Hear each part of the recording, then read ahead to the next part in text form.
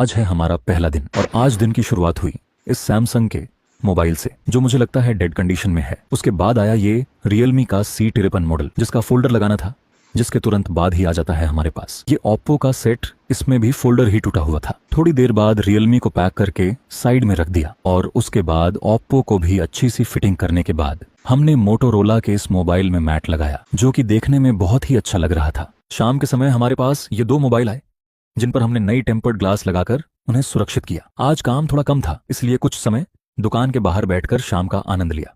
फिर जैसे ही रात हुई हमने अपनी दुकान का शटर बंद किया और घर की ओर निकल पड़े। आज का दिन यहीं खत्म होता है। अगर आपको ऐसे ही मोबाइल रिपेयरिंग और हमारी दुकान की रोजमर्रा की अपडेट्स देखना पसंद है तो हमें फॉलो करना बिल्कुल मत भूलिए। मिलते हैं अगली वीडियो में।